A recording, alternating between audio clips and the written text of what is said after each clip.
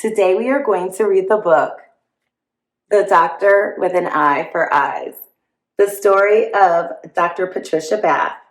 It's written by Julia Finley, Mosca, and illustrated by Daniel Rieley. Do you like to go to the eye doctor?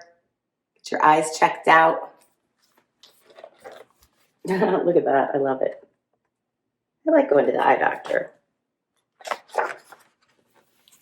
So the author, Julia Finley Mosca, says, for every child who dares to dream big. And from Daniel Rieley, the illustrator, says, for Florence, and thank you, Asia, for all your support. So the Doctor with an Eye for Eyes, the story of Dr. Patricia Bath. If you like to think big, but say you're too small, or they say you're too young, or too slow, or too tall, pay no mind to their doubts and just follow the path of one awesome inventor, Patricia E. Bath. Oh, it's a rhyming book. I love it. On the 4th of November in Harlem, New York, one family, the Baths, got a gift from a stork. Oh, baby. A baby, Patricia, quite clever was she. All the good she'd accomplish, the world would soon see. Yeah, I know when babies are born, we always like to wonder, what are they going to do when they grow up? What are they going to be like? We just don't know. Everybody's different. Now this girl from New York, she loved playing with boys. Her big brother, so thoughtful, shared all of his toys. Every hobby he had, she would copy. It's true, she said, anything boys can do, girls can do too. I think I was kind of raised like that too, you know. I do my own thing. I've been independent kind of a person. I don't care if it's girl, boy. I'm going to try to do it if I want to. I like her attitude. Are you like that too? Do you try things because you want to try them or do them? Or do you say, no, that's only for a girl, or no, that's only for a boy? You never know. Yet the toy she loved most, she will never forget, was a gift from her mother, a chemistry set. Well, it got her to thinking, hey, science is neat. This new passion of hers, it just couldn't be beat. As she grew a bit older, she yearned to do more. With science, all help the world sick and the poor. And a friend of the family's, a doctor so swell, inspired the teen. I can be one as well. Yeah, sometimes we have dreams that we don't always pursue or want to go with, but to have someone believe in us is helpful. Helps us get to where we want to go. Even sometimes if we don't know where we want to go. That's what's part of growing up and learning is part of. But doctors back then, most were men, you will find. Still, Patricia stood firm. That did not change her mind. See, her father was smart and a jack of all trades. That means he can do all kinds of stuff. He had taught her, we're equal, all genders, all shades. Yes, her parents were thrilled. They encouraged her goal. They said, nothing's off limits, no job, dream, or role. The Baths didn't have much. We were wise nonetheless. Education, they said, is the key to success.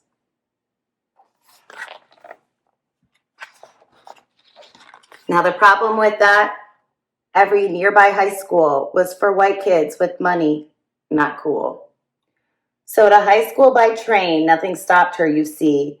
And though most kids took 4 years, she finished in 3. Oh my goodness. Finished a year early. She must be smart. What next? Off to college, then medical school, where she found that her classmates were boys as a rule.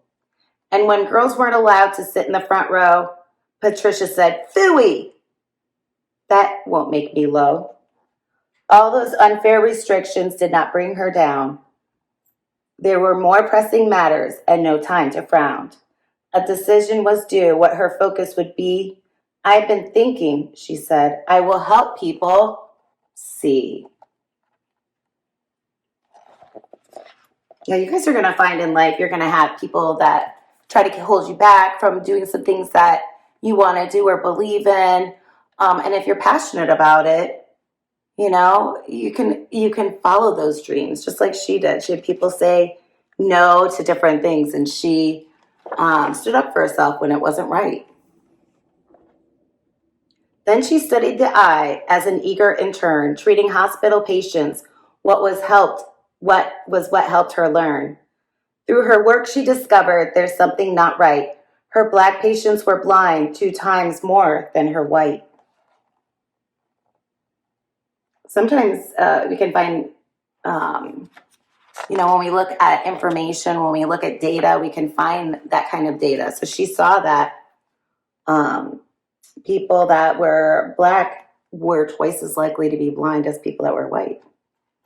What has caused this to happen? She wanted to know. In locations like Harlem, where money is low. She came up with a plan. We must conquer this plight.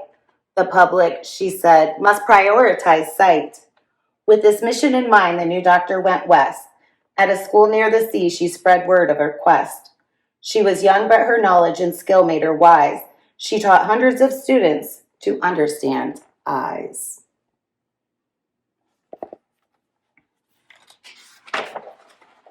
But it wasn't all cheery. Some things she would fight.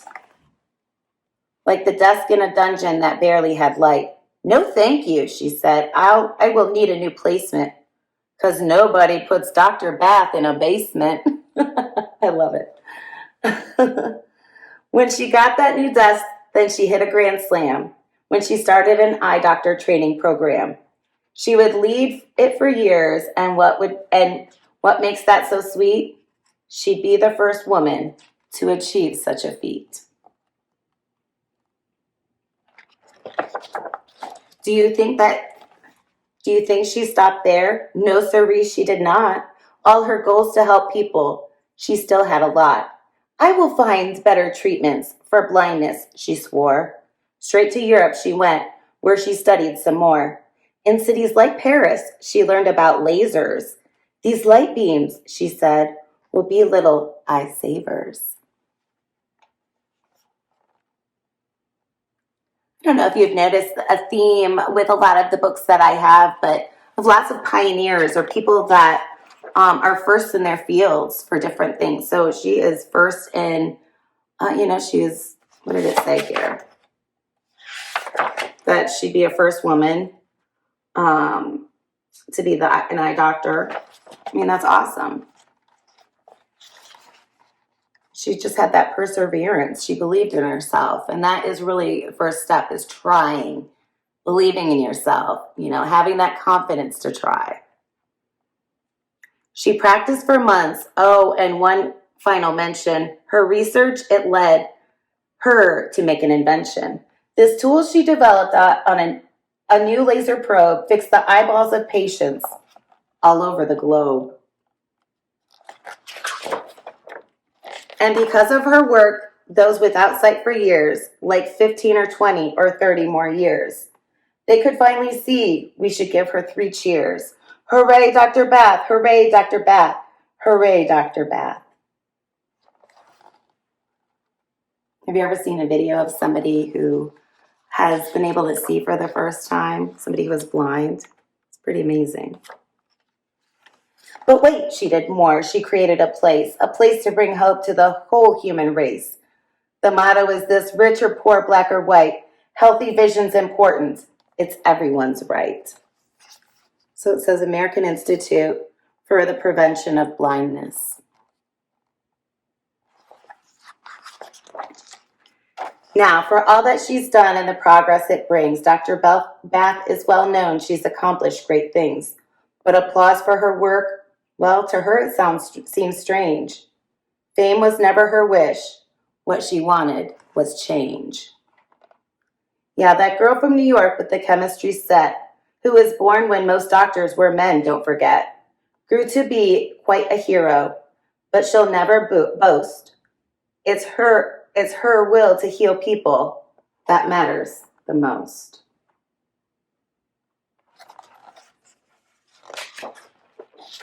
So if helping the world seems too hard, you are wrong. If some say you can't do it, don't listen. Be strong. Like Patricia, stay focused, push forward, shine bright, and you'll find all your dreams will be well within sight. It says, dear reader, begin each day by asking a question. Let the answer lead you to another question, and you will discover that learning and knowledge are an infinite playground. Dr. Patricia Bath. It's true. I always want to know more, learn more. I think it's amazing. Fun facts and tidbits from the author's chat with Patricia. Seeing beyond boundaries. As a child, Patricia Bath was never what you might call a girly girl. I would play and interact and hang tough with the boys, Bath said. When asked about growing up in Harlem, New York, during these years, her older brother always included and encouraged her. I thank my brother for sticking up for me. When I wanted to play the male role of the doctor and not the nurse, he would support that, she said. In fact, Bath believes that having supportive male friends played an important part in her future. I think that was something which allowed me to have limitless horizons. I was not simply saddled with the games of girls or the toys of girls. Yeah, so I love that her brother included her, and I've seen some of that from some of you in your videos. You include a younger brother or sister or older brother or sister, and I think that's wonderful because I know a lot of times we compete with them and it can be a battle, but when you learn to work together, it can be awesome. Learning no limits. Who would have guessed that a simple toy chemistry set would spark a lifelong passion for science? Bath's mother, Gladys, for one, the very person who gave her the gift. My mom kind of knew I had a curiosity, Bath said. I was always interested in fixing things, discovering how things were made, or taking things apart. From her father, Rupert, she inherited a deep appreciation for culture. He worked on oil tanker ships that went all over the world, she explained. I attribute my internationalism to those early childhood experiences of Dad coming home with shipmates from Sweden or Africa or Germany. Yet Bath admits the most important gift from her parents ever would give her was lifelong respect for education. Mom and Dad felt that education was the ticket to achieve whatever you could dream of, and they were right. So my philosophy of education, too, is, a lot of times we ask you what you want to be when you grow up. When you get to that point where you really decide what you want to be, that's kind of when you can pick your education path, because not every path for a career is the same. So, whatever it is you want to be, think about that, and then you can find a way to get there. All right, eyeing the possibilities. Perhaps nothing helped young Patricia envision a future in medicine more than two important role models. The first, Dr. Albert Schweitzer, was a white physician who spent decades in West Africa treating people with leprosy and other deadly venereal diseases. It was very inspiring, especially because of the racial situation in America, she said. There were whites who didn't want to associate with blacks, and there was segregation in the schools and at the lunch counter. Dr. Schweitzer was just an amazing humanitarian, and that really impacted me to see that. Someone else who inspired Bath was her very own doctor, also her father's best friend, Dr. Cecil Marquez. There's a saying, you have to see it in order to believe it, she explained.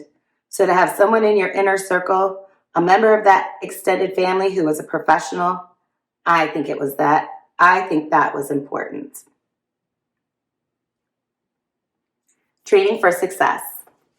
If there's one trait that clearly defined Bath's early life, it's perseverance. As a teenager, she learned that African American girls were not accepted at any of the high schools near her home. When school would let out, you'd see hundreds of white students with generally red or blonde hair, right there in the middle of Harlem. So it was anomalous. She described. Eager to learn, Bath walked to the subway and hopped on the A train. Each day, she traveled downtown to attend Charles Evans Hughes High School in Manhattan, where she excelled and even graduated early. I think an obstacle just inspires you to kind of reach to your inner strength since you're not getting a leg up or a boost, and you just have to propel yourself, she said, adding that complications only motivated her to swim faster, swim harder.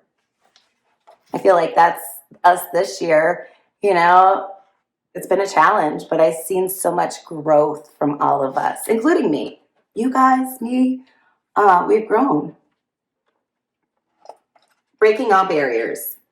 Although women attending high school in the 1950s were generally discouraged from pursuing careers in science and technology, Bath was always ahead of her time. I don't see that there's a reasonable or philosophical barrier, or even a scientific barrier, in terms of knowledge and skills, she explained, noting that stereotyping activities as male or female is a learned behavior, one her own family never reinforced. Luckily, things are changing, she added. Even the toy manufacturers are beginning to realize that they have a bias if they only have action figures that are boys. I think that the movie industry is beginning to recognize that too, with a lot of new movies that are featuring girls and women as sheroes. So, how does all of this make a renowned female doctor feel? For Dr. Bath, the answer is pretty simple. It's about time. That's the end of the story. And I'm going to go ahead and show you the timeline of Dr. Bath. In 1942, she was born on November 4th in Harlem, New York. In 1950, she receives a toy chemistry set, sparking an interest in science. In 1959, she was selected for a prestigious National Science Foundation summer program. In 1960, she wins the Mademoiselle magazine's Merit Award for a cancer research project. In 1964, she earns a bachelor's degree in chemistry from Hunter College in Manhattan. In 1967, she traveled to Yugoslavia, it's no longer a country, and observes inadequate eye care for the poor. In 1968, she earns a doctoral degree from Howard University College of Medicine. Also in 1968, she begins the ophthalmology internship at Harlem Hospital Center. 1969 begins Columbia University Fellowship and notices higher rates of blindness in patients of color. 1970 begins a 3-year residency at NYU, has a daughter, Erica, during this time. 1974, she moves to Los Angeles to teach ophthalmology at UCLA and Charles R. Drew University. In 1974, she becomes the first full-time female ophthalmologist faculty member in the ophthalmology department at UCLA's Jules Stein Eye Institute. In 1977, she co-founds the American Institute for the Prevention of Blindness. 1981 begins researching the idea of lasers to remove cataracts. 1983 becomes the first U.S. woman to chair an ophthalmology residency program. 1986 travels to Europe to experiment with cutting-edge laser technology. Also in 1986, she completes the invention of the laser phaco probe. In 1988, she's elected to the Hunter College Hall of Fame. 1988 receives first medical patient for the laser phaco probe. 1993 named a Howard University pioneer in academic medicine. 1993 retires from UCLA. And present lives in Los Angeles, California, where she writes, teaches, and speaks about the importance of eye health as president of the American Institute for the Prevention of Blindness.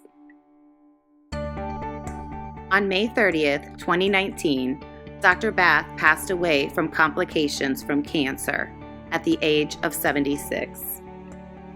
She will always be remembered as an amazing scientist due to her genuine selflessness and dedication to humankind. I hope you enjoyed learning about Dr. Bath in the book, The Doctor with an Eye for Eyes. That's it for me. Take care. Peace.